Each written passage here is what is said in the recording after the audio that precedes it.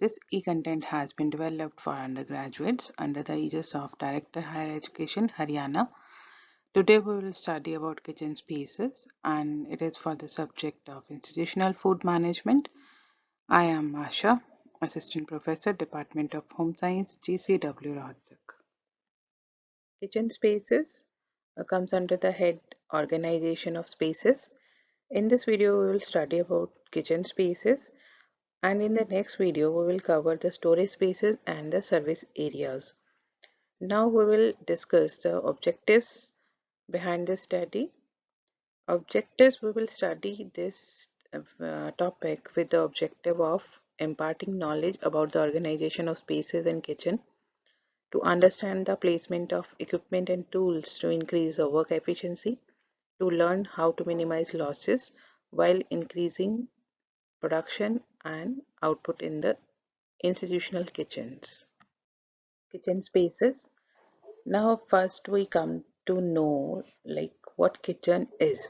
A kitchen is an enclosed space in which the equipment, human and other resources are placed for functioning efficiently. The edible food materials being brought together, combined and cooked in different ways of consumption. In this video, we will study further about the size and type of kitchens, developing kitchen plans, work simplification, designing kitchens, layout of kitchens, storage in kitchens, maintenance of kitchens, and some sample layout plans are there. So first of all, we will discuss size and type of kitchens. As you know, size of kitchen vary with the nature and the amount of work done in it. Usually, the space allotted for a kitchen is approximately half the dining area, but this ratio may vary with the size and type of an establishment and the menu pattern being served. Like, for example, in a kiosk, only ready to serve snacks are displayed, and very less preparation activity is to be done. So size of preparation area needs to be a little lesser. But in larger kitchens, kitchen area is very large, and the persons working in it, the number of these persons is also very big. So at least 9 to 10 square meter floor area is needed for every 3 people working in it. And this area should be clear of furniture, fittings or stored goods. And if one additional person is working over there, then extra 7.5 square meter area is needed. And it's a good practice to provide a compact arrangement of work tables and equipment, so that unnecessary time and effort involved in extra walking or extra stretching, bending, that can be avoided. In larger kitchens, size and shape of spaces provided for food preparation activity is affected by the size and type of equipment and the manner in which they are placed, and the kitchen area in relation to the receiving, storage and service area. Too large or too small a kitchen space, it will lead to inefficiency. Kitchen shapes. Kitchens may take different shapes according to the how much space is available in a building for production and service of food, and where this space is located, and what kind of food is being served. Kitchen shapes may vary from square, rectangular, G-shaped, L-shaped, straight line kitchen or I-shaped kitchen, parallel kitchen, U-shaped kitchens, island kitchens. First is square kitchen. Though square kitchens are not very common, as the distance from one wall to another is more, and that will demands much walking at the time of work, and it is also difficult to use a center space effectively. It can be used just for an easel or some odd jobs, but it might come in the way of main cooking and the preparation activity. Next is rectangular kitchen.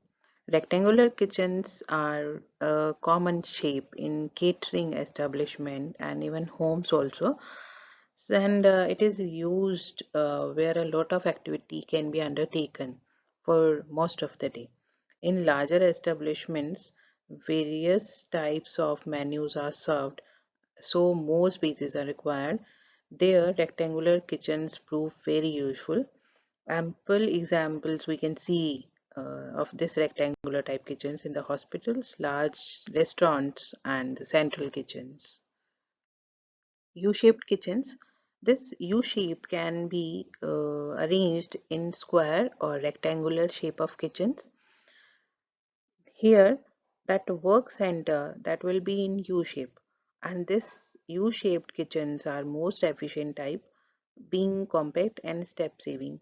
Step saving means avoiding unnecessary steps while working in the kitchen, and doors may located at one end of U and dining area around the three walls of the room. Sink unit can be placed in end wall or inside the U uh, as per the requirements, and there is no chance of crisscrossing in this plan, and work flows very smoothly from one center to the next. G-shaped kitchens. G-shaped kitchen is nothing but an altered version of U-shaped kitchen. Here it follows the English alphabet G, and the arm of this G, or we can say it peninsula, it can be used for storage purposes and for works extra workspace and for a brief dining area. L-shaped kitchens. L-shaped kitchens make use of two walls adjoining at right angles. It is an efficient design where specifically where the floor space is limited, and it is very useful in small canteens, kiosks, or tea or coffee shops. Next is straight line kitchen. Straight line kitchen is also referred as an I-shaped kitchen, as it is single walled arrangement.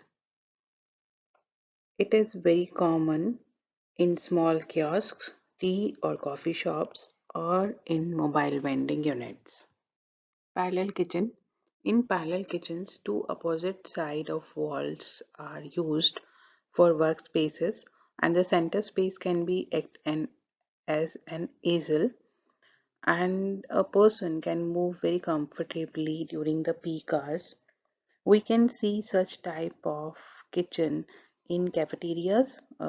It's a where it is a self-service type, or in the schools where midday meals have been distributed. One thing to be taken care of that a kitchen, this type of kitchen, the distance between two walls must be at least 1.2 to 1.5 meter. Island kitchens, where we have larger spaces, a center of the kitchen area can be used as workstations, is a kind of island in the oceans, and this provides us an extra workspace or some space for storing tool or equipments or for holding things till being served. Now we will study how to develop kitchen plans. In the process of developing kitchen plans, we have to follow four steps. First one is to formulate a list of activities that are to be performed in the kitchen. Step 2 is classify jobs or tasks to be performed in the production cycle. Step 3 will be the thinking of simplest performing ways of defined tasks. And the last, step 4 will be establishing workflow in the kitchen. Work simplification in kitchen. When we say work simplification, it is just simplifying work. If we go for a definition, then work simplification describes the making of daily tasks easier in order to reduce the strain or to decrease the amount of energy required to complete an activity. And this work simplification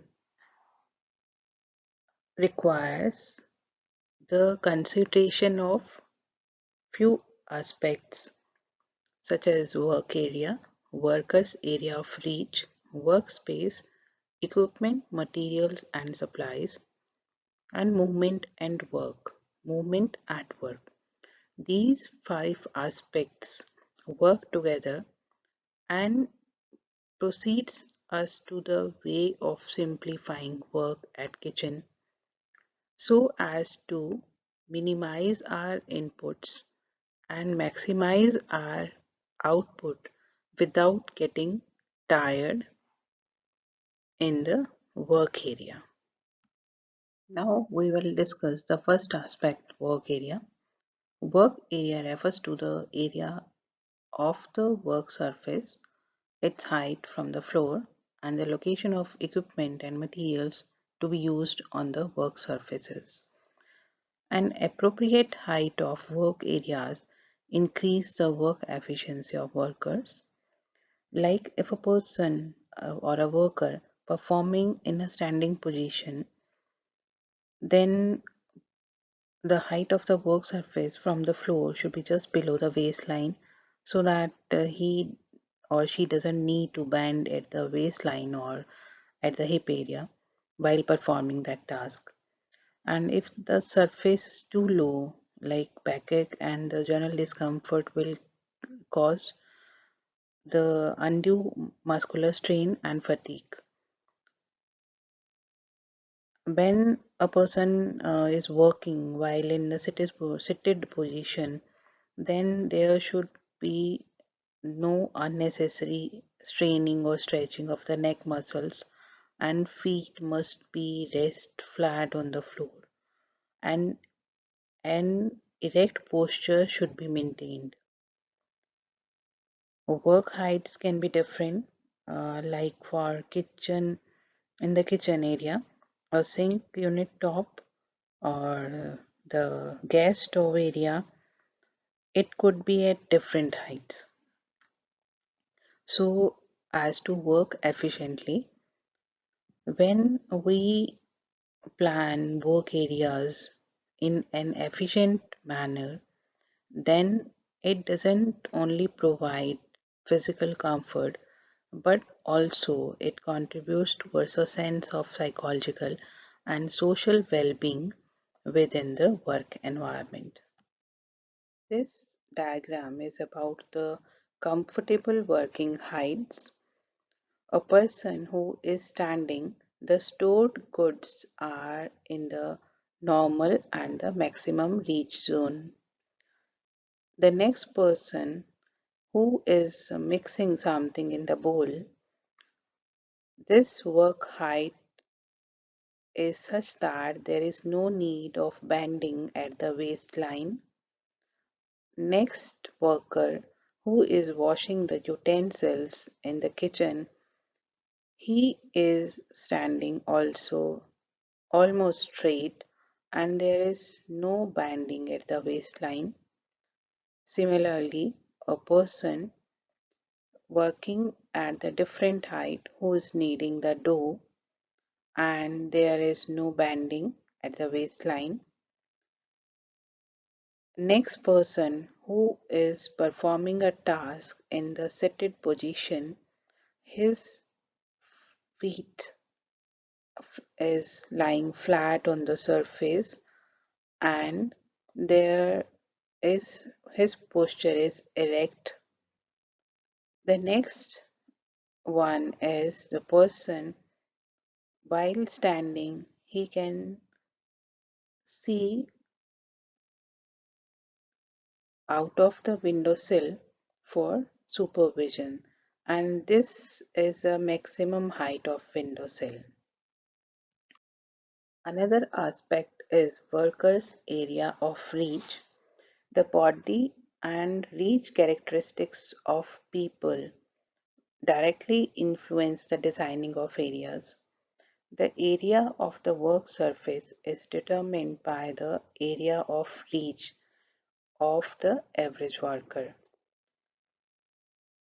The area of reach signifies the limits to which a person can stretch his or her hands to grasp any equipment or materials required for an activity. If the arms of a worker are fully extended, as you can see in the diagram, outwards to form a circle on the work surface, the area within the circle is termed as the area of normal reach. And a worker can reach any object in this area without stretching or moving other parts of the body. So it is a comfortable reach, and it is most comfortable area of work involving the least amount of energy. As you know, the energy is required for some out of the way activity which has to be performed in the kitchen to reach out the material or equipment or tools required for a particular activity, and it provides us the most effective view of materials and actions required to be performed for a particular job. So next in line is workspace. Workspace is the amount of space available for any work, and it is very important in completing the tasks efficiently. Spaces should be large enough to keep all the required material and equipment, as well as for it should also allow the movements at work. And some extra space is also needed to keep the partly completed part of the work like till it is needed again.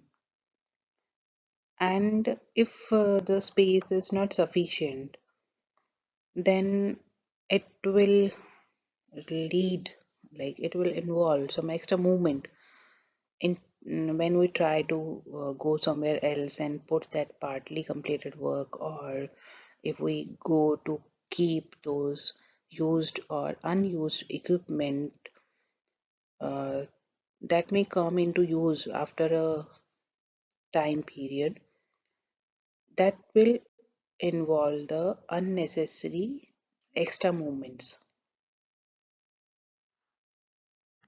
Equipment, materials, and supplies. Uh, Selection of all these three depends on the physical structure of the kitchen and the persons using them. Placement of equipment, material, and supplies, their suitability, their quality or quantity, all will determine that how simple any work can be made. And this knowledge or awareness helps us to establish the plan which are more economical in terms of human efforts, time, and other resources. Like any material, supplies, or equipment, it should be placed within the maximum reach zone and the normal reach zone. Maximum activities are concentrated in the zone of normal reach. So the normal and the maximum reach zones are very important while we organize our work centers. And the energy and the effort used at work, it depends on the location of equipment in the work area and the manner in which it is stored. So a good kitchen plan is one which achieves the maximum output from a given set of inputs. Movements at work As you all know, every single movement in our body needs energy consumption. Our body has been so designed that its weight is evenly distributed over the legs. And when we work in sitting position or in the standing position, the center of gravity of the body get disturbed. And this unequal distribution of weight on the legs needs some extra energy consumption to maintain the right posture.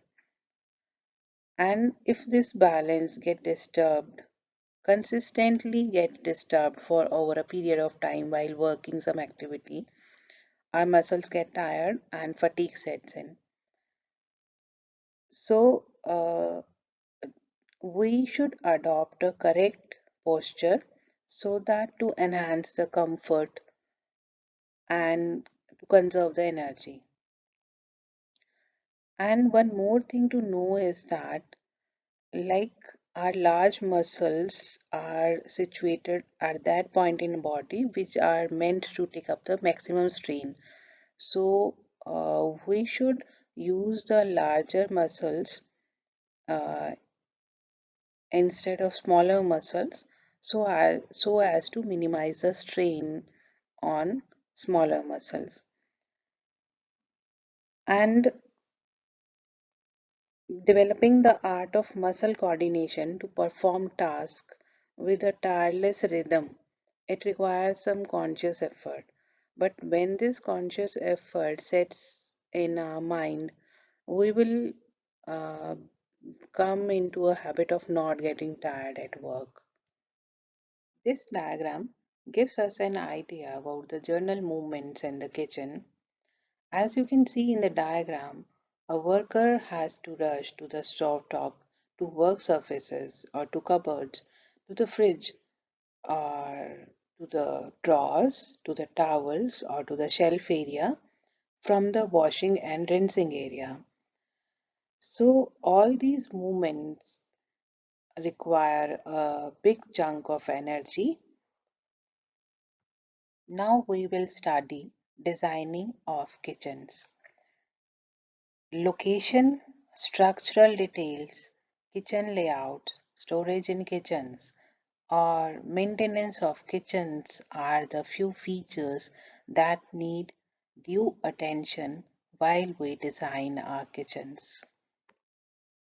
So, first one is location. Location refers to the exact position of the kitchen in relation to the rest of the building. Kitchen should be adjacent to the service area. It should be in one corner, preferably in the northwest direction. It should be adjacent to two side walls for windows to receive more air and natural light. Kitchen should be accessible by road for receiving supplies and removal of garbage. Kitchens must be overground and not in the basement. Structural features include drainage, electricity and gas connections, water supply, floors, walls, ceilings, work surfaces, lighting, ventilation, and safety designs. The one thing that should be on the top priority that structures must be safe and provide hygienic and sanitary conditions for those who work in it.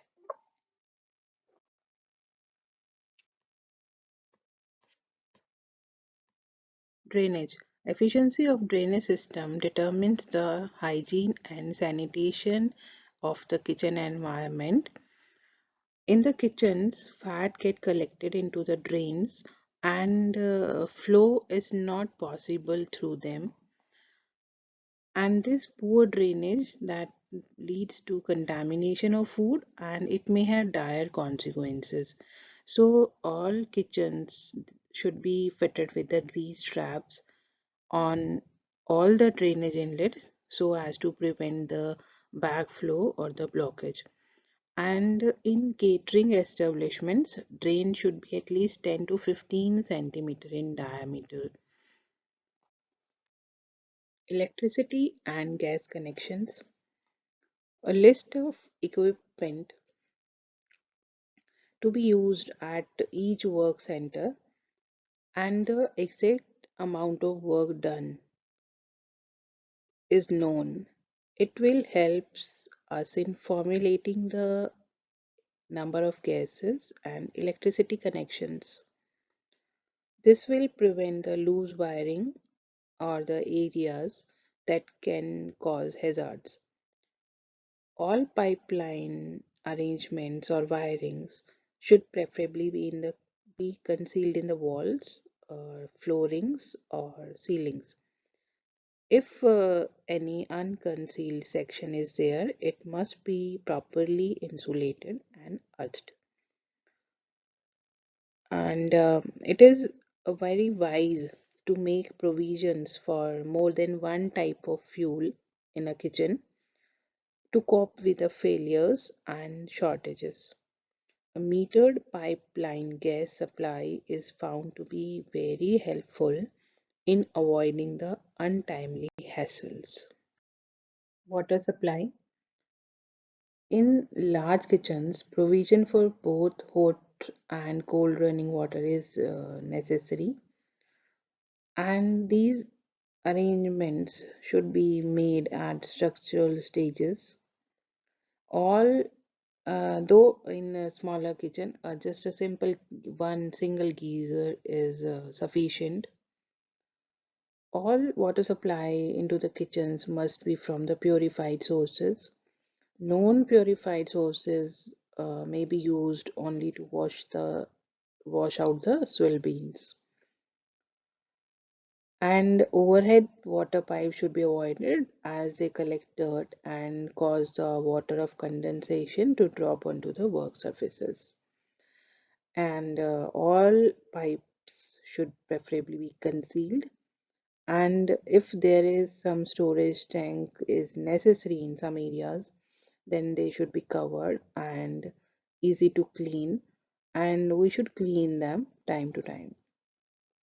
Like few areas are such that where public supply is not satisfactory, then separate provision for the drinking water is necessary, and it should be checked for purity every 3 months or on the regular basis. Floors. Kitchen flooring should be smooth, non-slippery, hard-wearing, joint-free, sustainable, easy to clean, and preferably in the dark colors. There are many options in the market for kitchen floorings: vinyl plastic, rubber, linoleum, terrazzo tiles, bricks, PVC duct boards are the different types of floor finishes that to be chosen from according to the functional needs of any institution. Ceilings. Any finish on ceiling should be heat resistant and not affected by the steam or gases. For ceilings in a kitchen, a plaster paint finish is more suitable, but it needs frequent redoing. And if it is affordable, then acoustical ceilings can be used in the kitchen. They are very helpful in absorbing the kitchen noise. Walls, no, not a particular type of finish can be specified for kitchen. It depends on the requirements of an institution. It but it must be smooth, easy to clean, and impervious to the moisture. Hard plaster with an emulsion finish is a more suitable type, as it is joint free, smooth, easy to clean, and doesn't harbor dirt and dust. A wide choice is available. It can be gloss paints, plastic finishes, enamel, and oil paint finishes, but all these have their respective pros and cons. So, whatever best suited to an institutional kitchen, that can be selected. Work surfaces. Work surfaces in the kitchen should be hard wearing, smooth, and impervious. Stainless steel is best as the work surfaces, but the initial cost is higher. Work surfaces can also be covered with laminated plastics, hardwood, or ceramic tiles with certain sections in the marble or in the stainless steel. It can cut down the cost. Marble surfaces are ideal for the food preparation activity area. Though marble is expensive, but it is an ideal work surface as it is hard wearing and hygienic, as well as it adds a beauty to the kitchen. No surfaces like it cannot be protected from the knife marks, and therefore a separate wooden surface or board mm, is essential to any work area where sharp equipment needs to be used. Lighting. Kitchen lighting should be designed purely to give the best illumination. Many types of lighting are available for use in the institutional kitchen, like fluorescent kitchen filament and mercury lamps. Fluorescent lightings are more economical to use than filament lamps because even though the initial cost is higher, its maintenance cost is very low.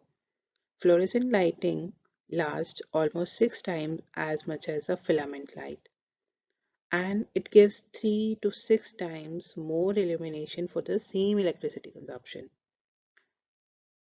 High efficiency fluorescent tubes are not recommended for kitchen, dining, or storage areas as, as it produces heat and it can mask the color of food being served or prepared. Then is a mercury lamp. Mercury lamps can be used in the kitchen areas. Color, appearance, illumination, and life are approximately equal to the white fluorescent tube lamps. If these lamps are in enclosed fitting, it will give soothing diffused light, and additional to that, these seals protect the mercury lamp from getting moisture and make it easier to clean. In the uh, in the kitchen, 30 watts of lighting is recommended per square meter of floor area if fluorescent lights are used, and 80 watts per square meter is required if filament lamps are used. Illumination recommended or performing a work for performing a work is 500 lux. Lux is a unit of illumination, and mounting heights of these lighting should not be less than 2.5 meters above the floor and not more than 2.2 meters apart. And fittings should not be arranged behind the workers. It should be hanged at the 90-degree angle to the roof. Light fitting should be totally enclosed, rust proof, waterproof, easy to clean, and it must be able to withstand the moisture and the heat. Ventilation. Good ventilation in the form of fresh air and natural light is very important in the food preparation and service area. Ventilation in kitchen is very important so as to prevent the condensation process. Condensation is the droplet of moisture forming on the equipment, food, and surfaces. Good ventilation helps to replace the oxygen used by the workers during respiration and sets up a current of fresh air. It also drives out the kitchen odors and fumes, and eliminates the excessive heat, thus making the work environment more comfortable. Ventilation modes can be windows, vapor extractor hoods, and exhaust fans. Windows provide an inlet for the fresh air, though they may open the passage for the insects, flies, and dust. So windows must be covered with fly-proof shutters. Vapor extractor hoods are fitted over the cooking equipment, and it is very effective in removing the fumes, vapors, and odors from the kitchen. And additionally, these hoods can be fitted with the grease trap filters. Exhaust fans are fitted near the ceiling in the walls, and they are so designed to suck out the air from the kitchens and it expel the warm air from the kitchen and replaces it with the fresh air. Usually, no method of ventilation is used singly. They are used in combination to make the ventilation more effective, specifically in the larger kitchens where many people work together at a single time. And in the smaller kitchen, a simple window or ventilator or some device like a vapor extractor hood or exhaust fan is sufficient. Safety devices. In the process of designing a kitchen, it is vital to make provisions for firefighting equipment at convenient points with reference to work areas and specifically which carry a high fire hazard potential, such as cooking areas and electrical danger zones.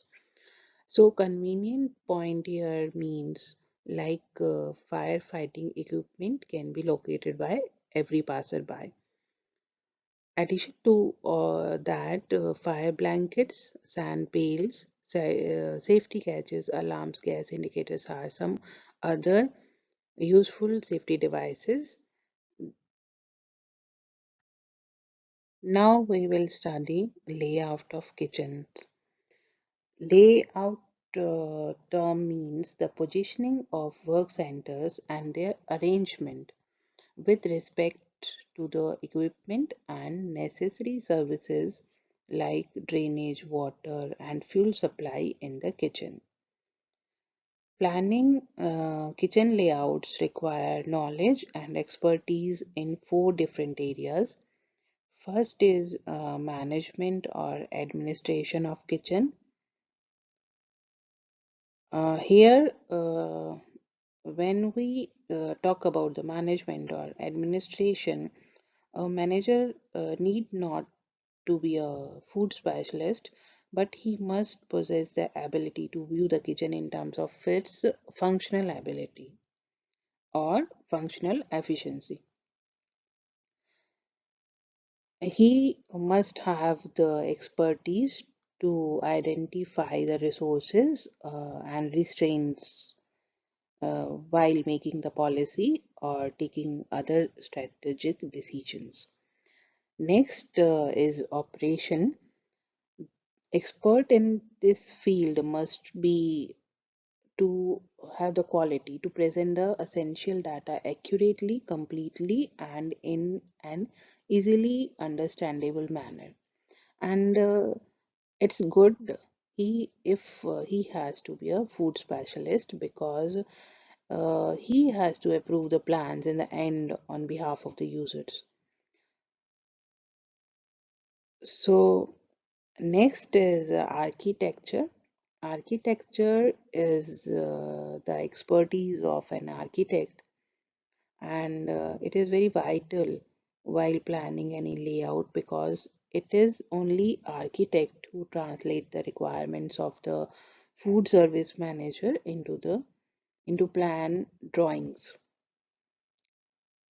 and the drawings in the way that any structural engineer can interpret.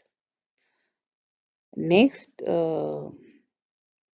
area is construction and design engineering. Expert advice is necessary on construction features and desirable building materials so that all the facilities can be provided with structures and equipment which confirm the standards laid down for the safety of users. Sometimes it happens that we have to make a fence change in the fancy architectural plan because it is not feasible to work in, and sometimes local amenities to the building are concerned. Work centers in kitchen layout. The work centers in a kitchen layout should be positioned with four basic concepts in mind. First is smooth workflow, second is avoidance of congestion, third is comfortable work environment, fourth is hygiene and sanitation. Smooth workflow. On the basis of workflow principles and the production cycle, work centers can be established for each production activity. A smooth workflow in a kitchen can be managed if the sequence of the activities to be performed is clearly marked out and one activity flows smoothly into the other. The main four work centers in any kitchen are preparation center, cooking center, holding service or dishing out center, and washing up center. Next is avoidance of congestion. Congestion in kitchens may result because of one or more factor. First is faulty design or work centers and improper placement of major equipment. Sometimes equipment are so placed that there is no space left for free movement. Next is improper scheduling of work and timing of performance. It is important that all different jobs are coordinated in a manner that all the people remain busy enough and yet do not get into the each other's way.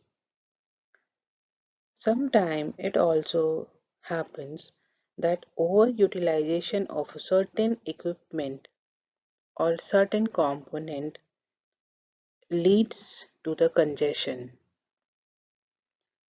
Sometimes portable equipment can be used to avoid this type of congestion.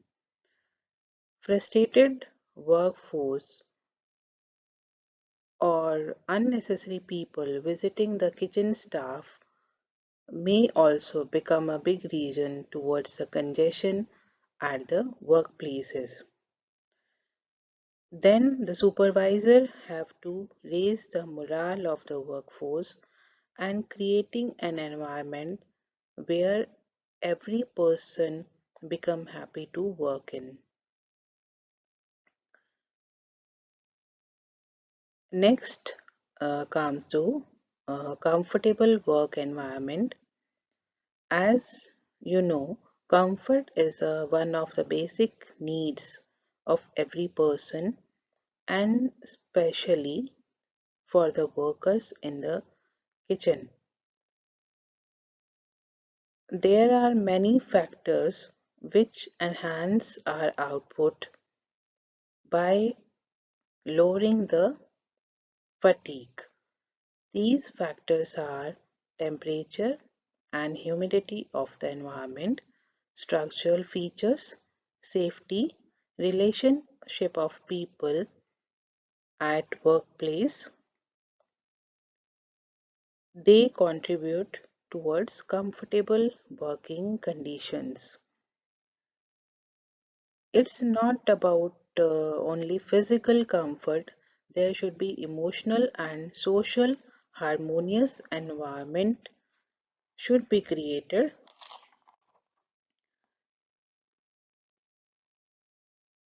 Then hygiene and sanitation.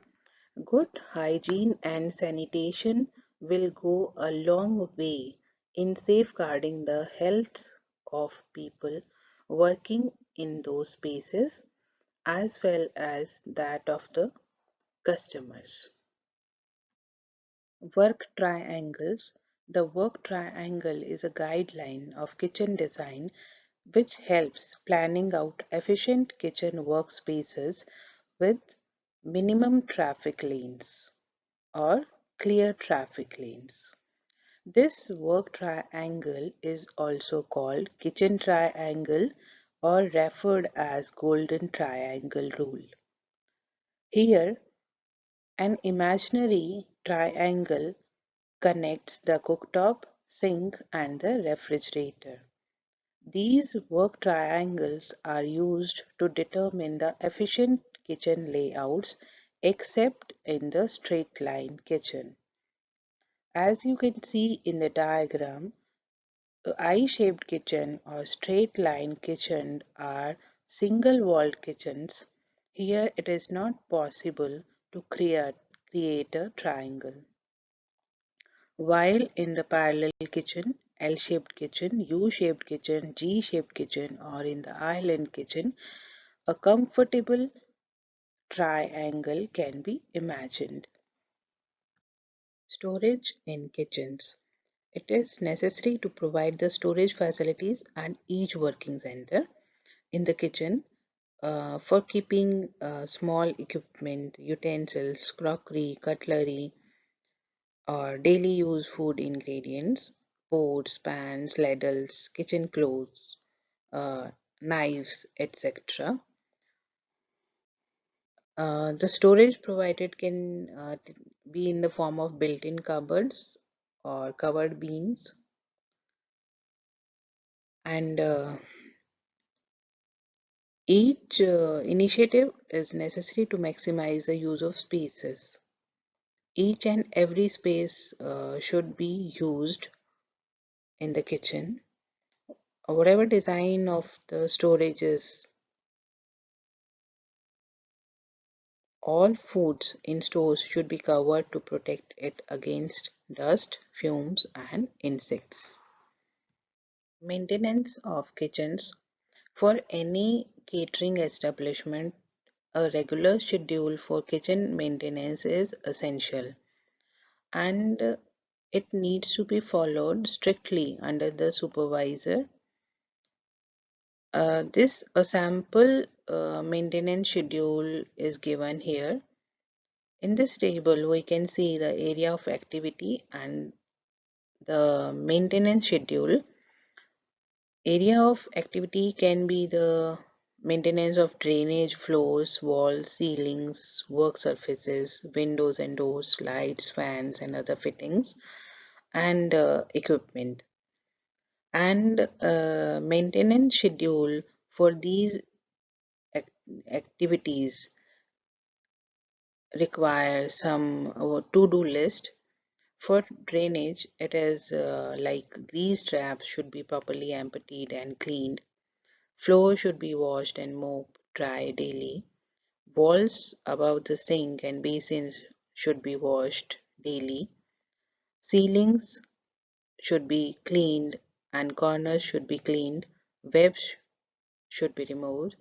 Work surfaces should be inspected for any stripped off or lifted edges or laminates.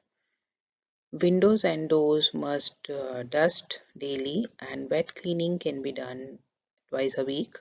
Lights, fans, and other fittings need cleaning once a week.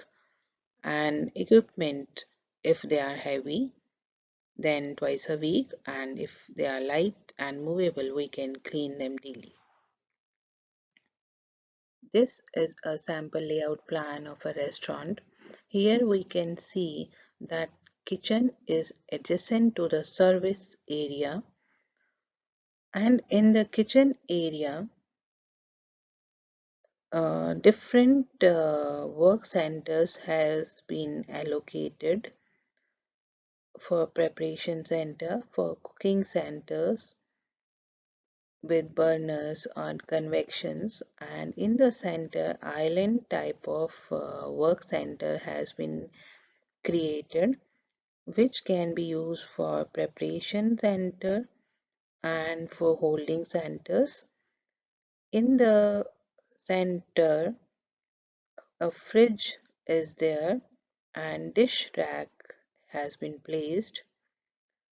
On the one wall, dishwashing area has been allocated. In the last, trash has been moved from the kitchen to the outside with a separate exit. Now we come to question section. Here are many questions. First can be discuss different types of kitchens, then explain various steps to be followed in developing kitchen plans. Next can be define work simplification, how work can be simplified in kitchens. One question can be how does equipment, materials and supplies determine the physical structure of a kitchen? Next question may be elaborate the structural features considered in the designing of kitchens. Write short notes on area, workspace, and movements at work. One question can be describe the role of lighting and ventilation in creating harmonious environment in kitchens. Another question can be give the meaning of term layout. How will you plan layouts of kitchen? Next question, elucidate various work centers in kitchen layout. The last can be in any catering establishment, how kitchens can be well maintained. This is the reference part. Here we have completed the kitchen spaces. Now in the next video we will cover the storage spaces and the serving areas. Thank you very much.